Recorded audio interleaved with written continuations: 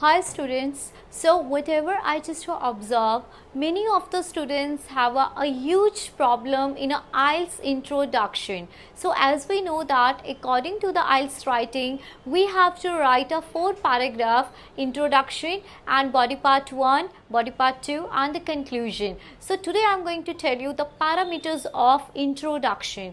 So according to the introduction, you need to focus on 3 parts. First is that thesis, second we have paraphrasing, and third we have synthesis. Now you need to understand what are these terms.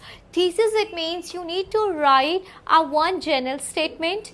Paraphrasing, it means you need to write the same question statement but using synonyms. It means as much as you have a great knowledge about the synonym, you will get a very good score. Apart from that, the last part we have synthesis. It means you need to write a one closing statement. Now I am giving you one example, like in this contemporary world, it is an undeniable and significant fact that now you have to pick the topic.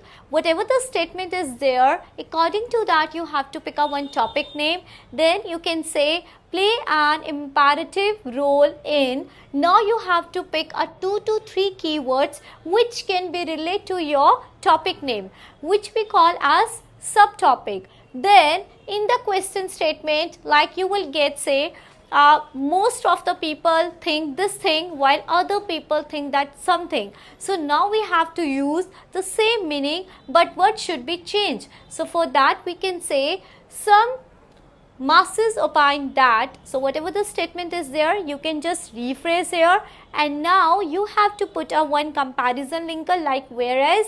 Then you can say few folks opine that.